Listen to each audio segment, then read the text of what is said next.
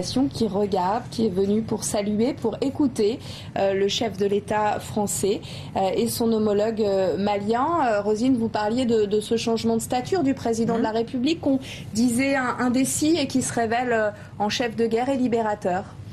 Oui, pour l'instant. Pour l'instant, c'est une séquence qui s'écrit comme telle.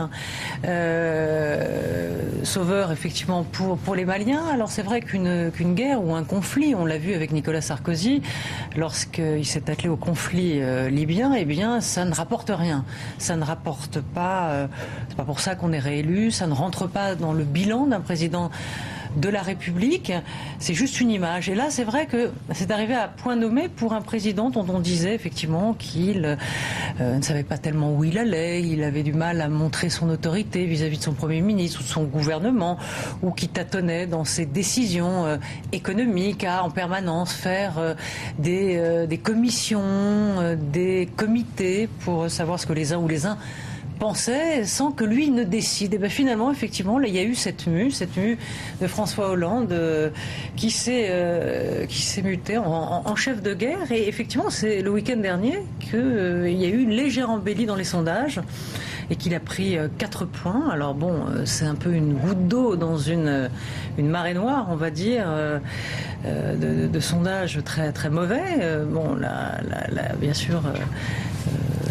En ce moment, la crise économique n'aide pas François Hollande, mais enfin, en tout cas, c'est vrai que ça lui a donné une stature de chef de guerre, d'homme qui décide, en tout cas. En tout cas, ça donne une gravité, une solennité.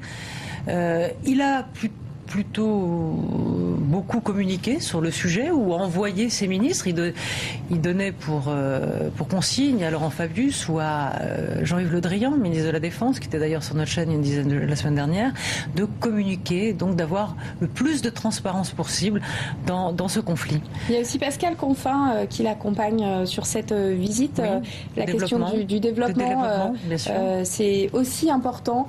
C'est quelqu'un qui connaît bien ces questions du développement, Pascal Canfin, et qui l'accompagne au Mali, c'est pas un hasard. Non, absolument, parce que derrière un conflit, il y a l'aspect effectivement militaire, mais il y a tout autre l'aspect. On parlait tout à l'heure du volet politique, puisque le volet politique va forcément arriver assez vite, puisqu'il faudra remettre sur pied, sur les rails, ce pays qui est en plein chaos politiquement, et bien sûr aussi tous les aspects aussi peut-être stratégiques. Alors c'est vrai certains ont dit la France vient défendre ses intérêts au Mali. Alors il y a sans doute une économie, bien sûr, comme une politique à reconstruire. C'est vrai que les intérêts économiques, ou en tout cas, sont plutôt au Niger, avec l'uranium, avec Areva.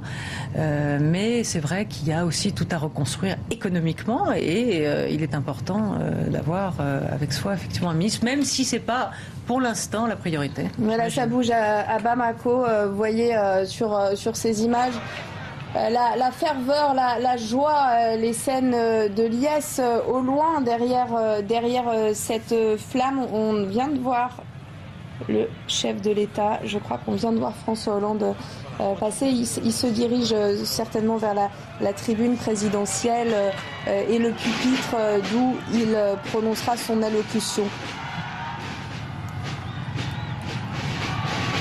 Voilà le chef de l'État qui va s'exprimer avec son homologue malien, le président par intérim Diakounda Traoré. On voit le ministre de la Défense dont vous parlez, Roselyne Febvre, à l'instant, Jean-Yves Le Drian, qui accompagne François Hollande pour cette visite d'une journée à Bamako. Tout le monde est en train de se placer près de ce monument. Laurent Fabius également, le ministre des Affaires étrangères, à gauche de l'image.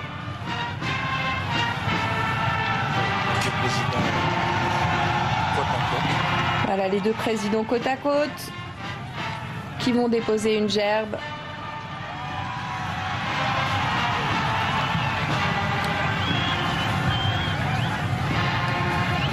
Un moment solennel sur la place de l'Indépendance de Bamako.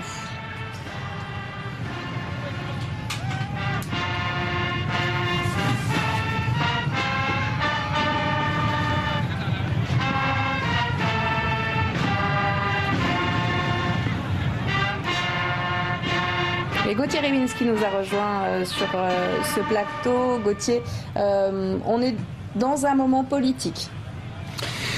Oui, on est dans un moment politique parce que Roselyne le soulignait, il y a là des enjeux français, internes français. On est aussi dans un moment politique parce que le Mali en chaos, ça veut dire aussi, pour la France, et pour une certaine politique de l'immigration, ça voudrait dire un afflux massif de Maliens. Il ne faut pas le considérer de manière négligeable. Il s'agit d'êtres humains, donc on ne peut pas non plus en parler de manière légère. Mais oui, on voit sur ces images, donc c'est la tombe du soldat inconnu avec le président Traoré et le président Hollande. Donc l'aspect politique, il est à la fois dans l'éradication du terrorisme sahélien en tant que tel et dans l'endiguement, la peur du gouvernement français, du pouvoir français, c'était de voir un Mali en déliquescence dont les habitants auraient massivement connu l'exode, et on sait que pour beaucoup de Maliens, l'exode choisi, c'est souvent la France. Donc voilà les deux aspects politiques à la fois internes et externes qui jouent dans cette affaire. Oui, parce que ce conflit, ne l'oublions pas, a déjà fait de nombreux réfugiés dans les pays voisins et à l'intérieur du Mali, de nombreux déplacés. Donc effectivement, la question de l'immigration a sans doute été une question centrale et réfléchie au moment de l'intervention française au Mali. Voyez donc maintenant les deux chefs d'État qui vont se diriger vers la tribune pour prononcer leur allocution. C'est en fait le deuxième discours de François Hollande depuis son arrivée au Mali ce matin. Le chef de l'État s'est exprimé déjà à Tombouctou, où il a salué le travail fait par la mission effectuée par les soldats français, où il a dit c'est la France que vous êtes venu remercier quand il s'adressait aux Maliens, à la population venue l'accueillir. Il a dit c'est la France et les soldats, c'est pas moi, François Hollande, que vous venez remercier. Le président de transition du Mali va s'exprimer, Diakounda Traoré.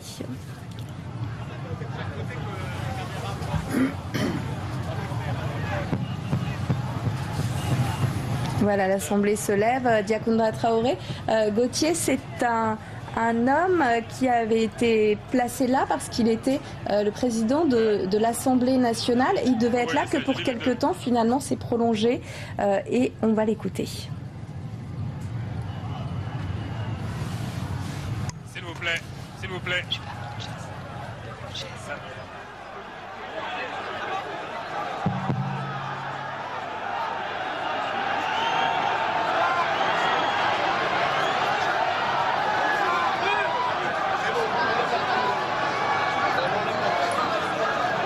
Monsieur le Président,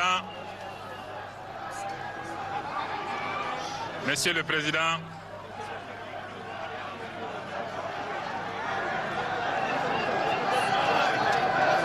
ce matin, à Tombouctou, la foule était telle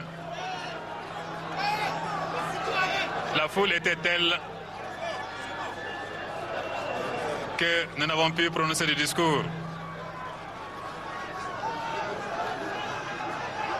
J'avais un message à passer aux populations de Tombouctou. Avec votre permission,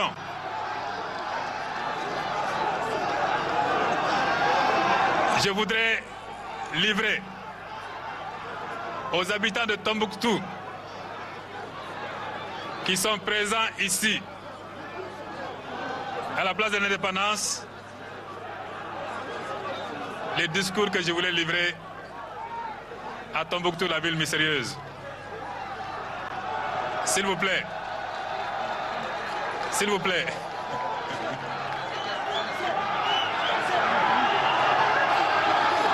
Voilà ce que j'aurais dit ce matin à Tombouctou. Population de Tombouctou, représentants de Tombouctou ici à Bamako, dites à votre frère dites à notre frère François Hollande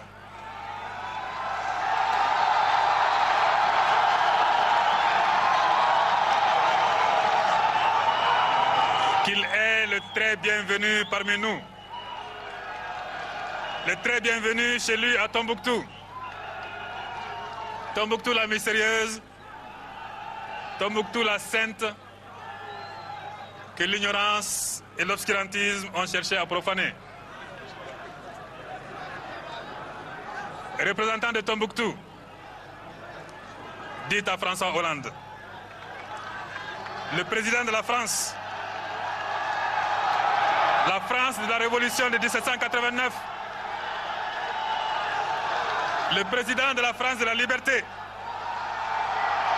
de l'égalité et de la fraternité,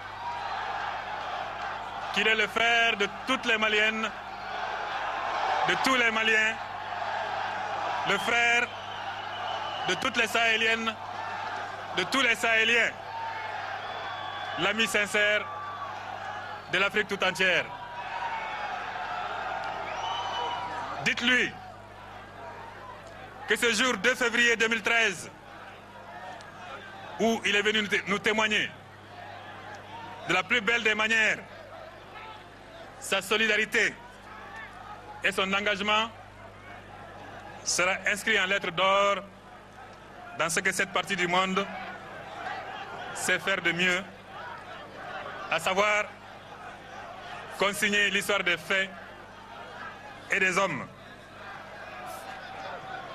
Dites-lui qu'en répondant positivement et sans délai à notre demande d'assistance militaire, à un moment où le destin, à un moment où l'existence même de notre pays était menacée, il a réécrit avec l'engagement de l'armée tricolore et le sacrifice de Damien Boiteux, le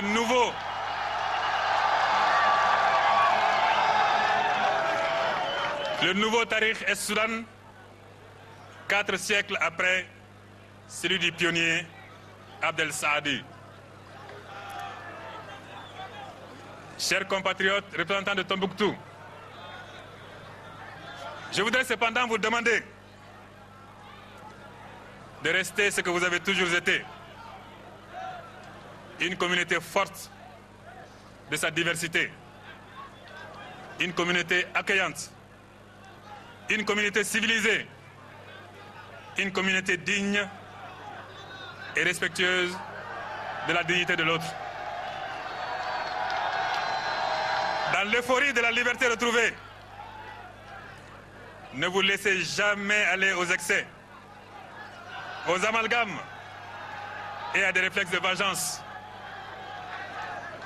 Offrez au reste du monde qui vous observe et surtout à ceux qui sont venus nous aider à vous libérer votre vrai visage. Pas celui d'une communauté qui rumine la haine et ne pense qu'à régler des comptes. Soyez des Maliens authentiques. Et je sais que je peux compter sur vous pour qu'il n'y ait aucune exaction, aucun règlement de compte. Et je demande à tous ceux qui ont quitté leur maison et leurs amis par peur des représailles de revenir chez eux et de reprendre leur vie normale. Monsieur le Président, en vous remerciant de nouveau et à travers vous, toute la France, pour cet élan fraternel et ô combien amical envers notre peuple, et en vous souhaitant une fois de plus la bienvenue à Tombouctou, terre de rencontre du sel de Taoudeni, de la Kola de Gagnois en Côte d'Ivoire, du juge d'Arawan qui n'a jamais amputé de main ni de pied, du savant de Fès au Maroc, de l'étoffe du Sénégal et qui, grâce à votre action, ne sera plus le repère des cartels de la cocaïne et le sanctuaire des faux musulmans. Vive Tombouctou, vive le Mali, vive la France.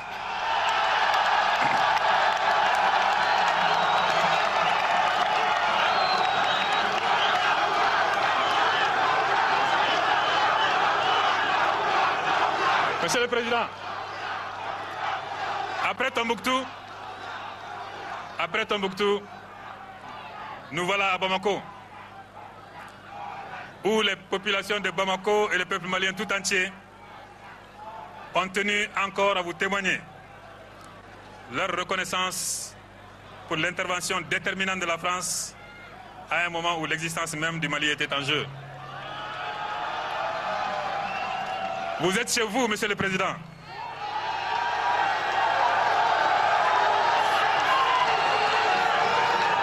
Et c'est un agréable devoir pour moi de vous transmettre les salutations de millions de Maliennes et de Maliens, de millions de Sahéliens, et de vous remercier au nom des populations de Gao, de Tombouctou, de Kidal, de Mopti, de Ségou, de Sikasso, de Kaye, de Koulikoro et de Bamako.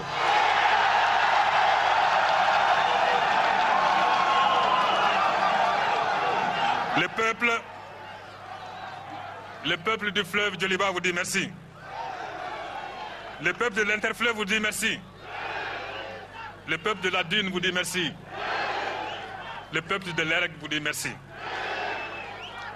Merci pour la déroute des démolisseurs qui ont hélas passé à la pique et au marteau un millénaire d'histoire. Merci pour les panneaux des prétendues police et justice islamique, désormais décrochés du fronton de nos édifices. Merci au nom des femmes libérées de la prison obscurantiste, de ceux qui n'étaient venus que pour détruire l'islam. Merci au nom de toutes celles qui ne connaîtront plus l'humiliation des mariages forcés et multiples. Merci pour les sanglots qu'on n'entendra pas ce soir de la énième fille violée devant ses pères et mères, terrifiés et horrifiés.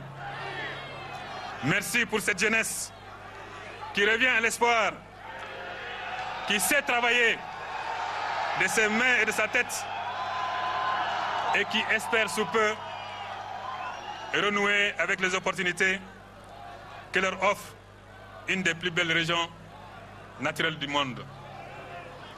Merci pour avoir rendu possible d'autres éditions du prestigieux festival de Sakan, du festival de Tamadash, du festival de Souk, pour ne citer que ces exemples récents d'une créativité symbolisée dans le monde entier par le blues dunaire de Tariwaren, reflet du génie touareg aussi, reflet du génie malien. Oui, Monsieur le Président, grâce à vous, grâce à la France, l'histoire du Mali s'est accélérée depuis le 10 janvier. L'intervention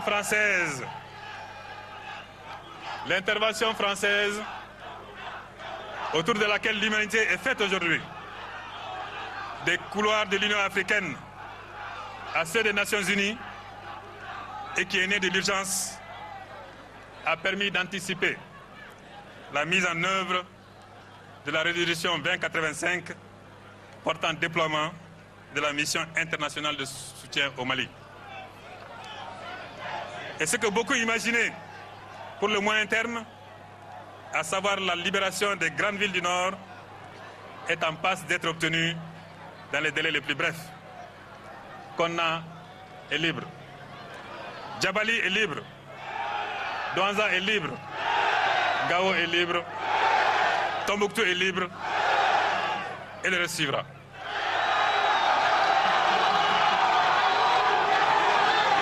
Monsieur le Président, vous avez fait en sorte que l'Afrique soit à nos côtés.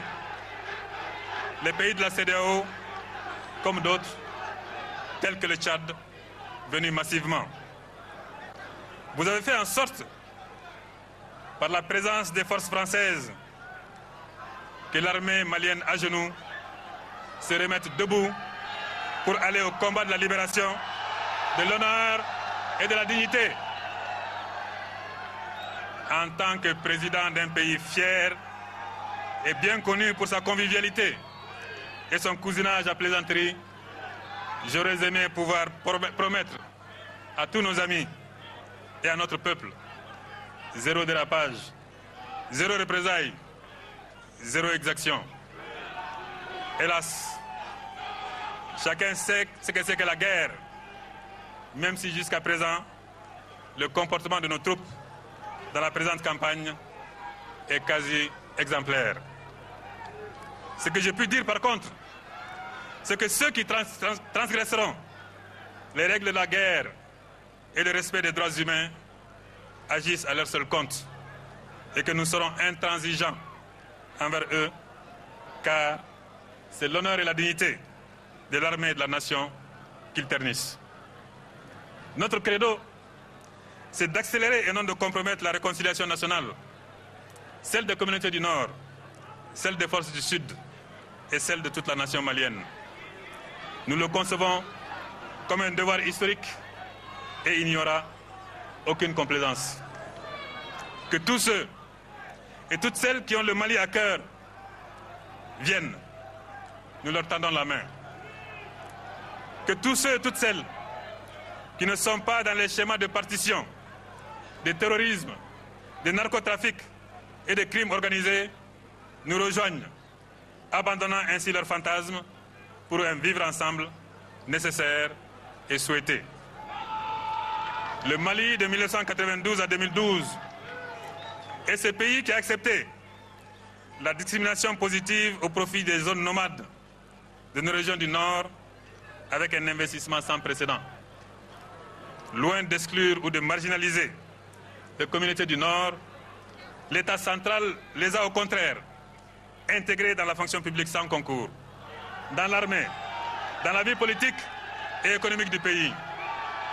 En 2012, donc, aucun problème n'était créé à Kidal, à Gao ou à Tombouctou, qui ne pouvait être négocié dans le cadre de la démocratie, de la décentralisation, dans la paix et la concorde.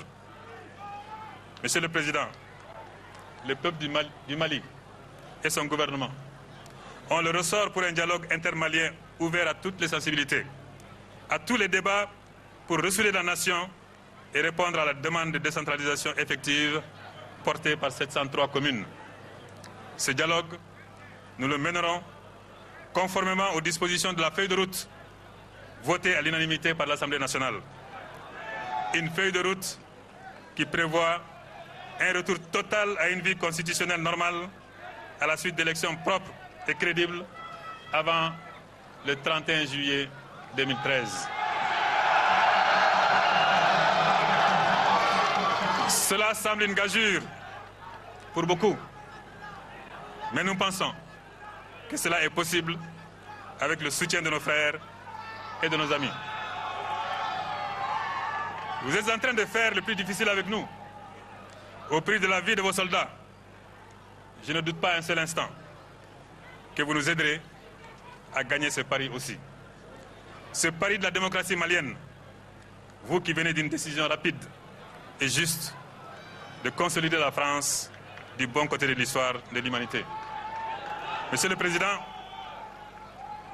j'ai cherché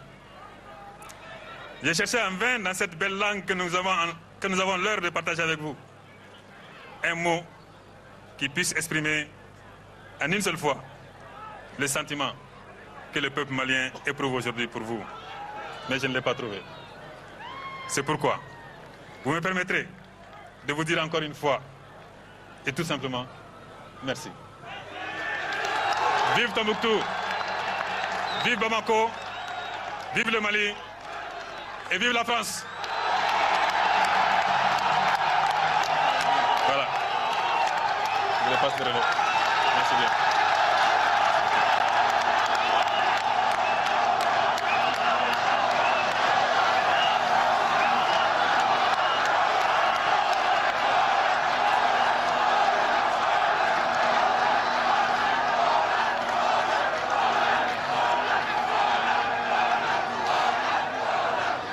Monsieur le Président du Mali, vous venez à l'instant de remercier la France à travers ma personne, à travers le gouvernement ici représenté. J'y suis sensible, j'en suis fier.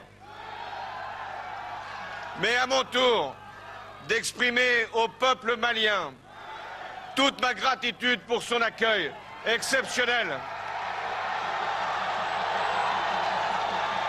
Tout au long de cette journée, commencée à Mopti, poursuivie à Tombouctou, se terminant ici à Bamako, et partout, les mêmes clameurs, la même ferveur, pour dire vive la France et vive le Mali.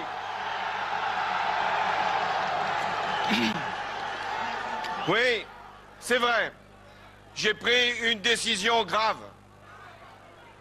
Le 10 janvier, d'engager les soldats français avec les soldats maliens. C'était l'appel que m'avait lancé le président Traoré. C'était le devoir de la France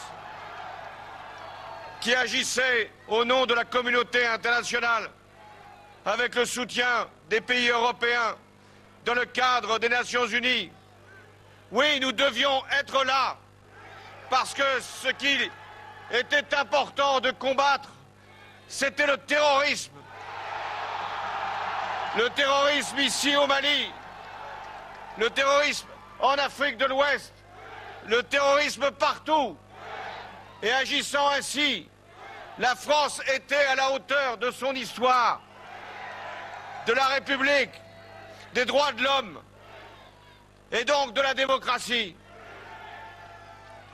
Eh bien, depuis cette date du 11 janvier de l'intervention de la France, ville après ville, village après village, les armées du Mali et de la France, appuyées par les pays de l'Afrique de l'Ouest, rendent enfin au Mali son unité, son intégrité et sa force.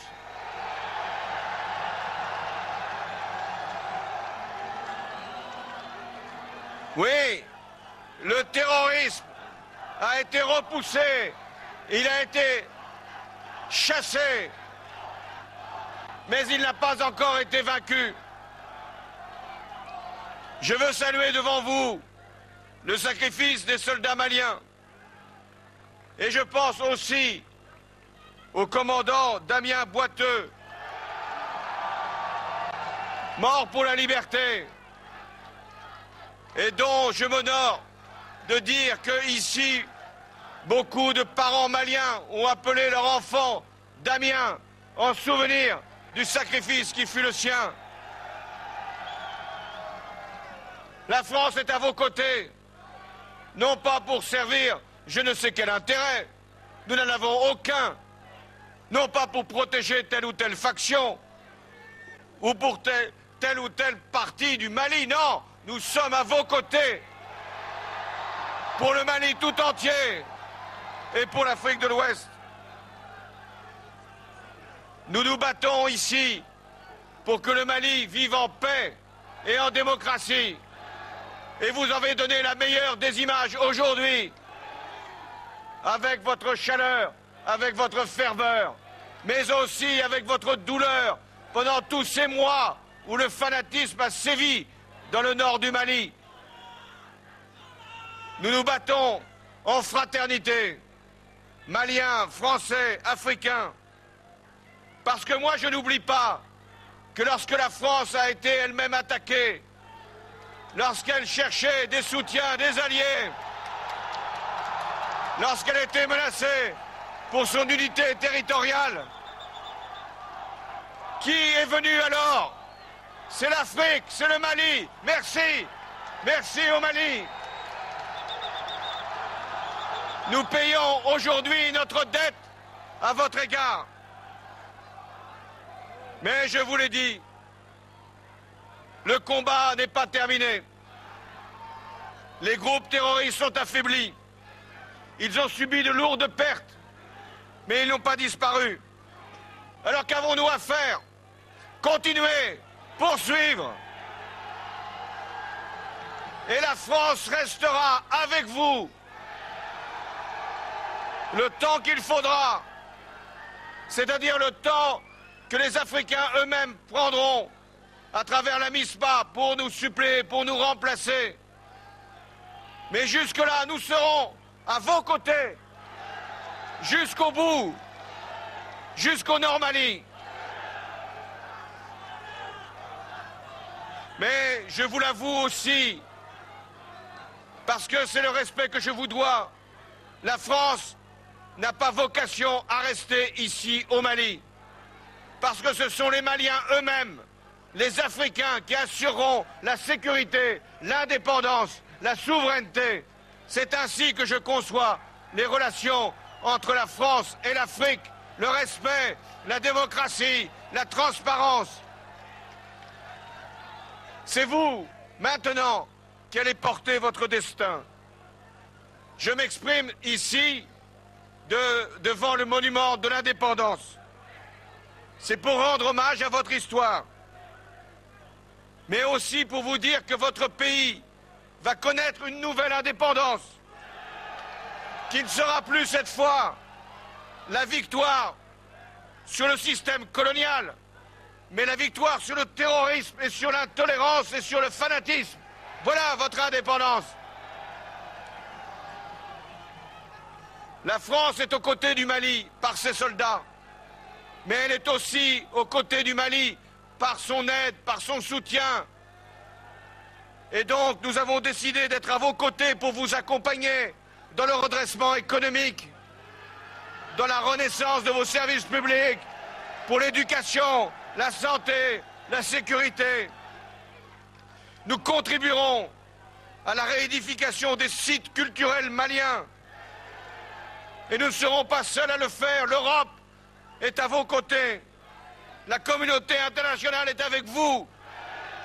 L'UNESCO, représentée par sa directrice générale, est là aussi. Parce que nous ne pouvons pas accepter ce qui s'est passé à Tombouctou. Des lieux saints qui ont été, hélas, souillés. Des monuments qui ont été profanés. Des documents qui ont disparu, eh bien nous les reconstituerons avec vous. Parce que c'est le patrimoine du Mali, mais aussi parce que c'est le patrimoine de toute l'humanité que vous avez en charge. Je connais les souffrances qu'a provoqué l'occupation des villes du nord du Mali. Ceux qui se sont associés aux groupes terroristes devront répondre de leurs crimes. Mais devant la justice, il ne doit pas y avoir d'impunité pour ces actes. Mais c'est à la justice malienne, à la justice internationale, à la Cour pénale, de faire en sorte qu'il puisse y avoir la juste sanction de ces crimes. Mais la justice n'est pas la vengeance. Ce n'est pas l'exaction. Aucune souffrance ne peut excuser le pillage ou une exaction. On ne répare pas une injustice par une autre injustice. Vous devez être exemplaire. Vous êtes regardé par toute la communauté internationale. Oui, nous devons châtier les criminels, les terroristes, mais nous devons le faire, vous devez le faire, avec le respect des droits de l'homme, ceux-là même qui ont été bafoués, floués par les terroristes. C'est dans cet esprit de confiance à l'égard du Mali. Je sais l'effort qu'il reste à faire. À la fois retrouver l'intégrité territoriale de tout le Mali. Aucune ville, aucun village ne doit être occupé par des terroristes et échapper à la souveraineté du Mali. Oui, nous avons aussi à engager ce processus de sécurité par la MISMA, par les forces africaines. Oui, vous avez à faire la transition politique, la démocratie, les élections. Faites de belles élections au mois de juillet. Montrez à toute l'Afrique, à tout le monde, que le Mali est un exemple. Et faites en sorte que la France puisse se dire que ce que vous faites ici au Mali méritait bien le sacrifice de nos soldats. Ce qui se joue aussi, c'est la relation entre l'Europe et l'Afrique. Nous avons besoin de nos deux continents ensemble pour assurer l'avenir. Nous avons besoin de la communauté internationale. Nous avons besoin des aides qui viendront de partout pour vous. Et puis nous avons besoin de la France et du Mali unis, ensemble, les deux peuples qui se retrouvent dans les mêmes fondements, dans les mêmes valeurs. J'ai parlé aux Maliens qui vivent en France. Je leur ai promis que je viendrai ici à Bamako pour leur dire et pour vous dire que ce que nous avons à faire ensemble est plus grand que nos deux peuples. C'est de montrer que le terrorisme peut être vaincu, que la démocratie peut prévaloir et que les droits de l'homme valent partout, dans tous les continents. Et que nous sommes les uns les autres, unis par le sang versé, unis par la décision que nous avons prise ensemble, unis avec les Nations Unies, unis ensemble. Faites en sorte, amis maliens, de réussir jusqu'au bout votre nouvelle indépendance. La France est avec vous, la France est à vos côtés, la France est fière de vous. Et moi, je veux ici vous dire que je viens sans doute de vivre la journée la plus importante de ma vie politique. Parce que, à un moment, une décision doit être prise. Elle est grave. Elle engage la vie d'hommes et de femmes. Cette décision, je l'ai prise au nom de la France. Cette décision, elle honore la France. Et à travers les clameurs, la ferveur, le soutien que vous m'apportez, c'est à toute la France que vous donnez votre plus grand hommage. Merci, peuple malien. Vive le Mali, vive la France, vive l'amitié entre le Mali et la France. Merci.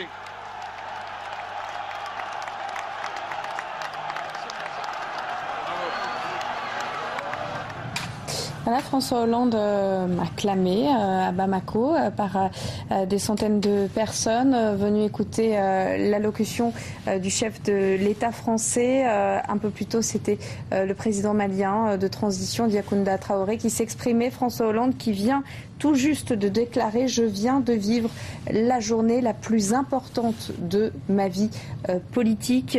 Cette journée qui commençait ce matin, Roselyne Febvre, à Sévaré, Mopti.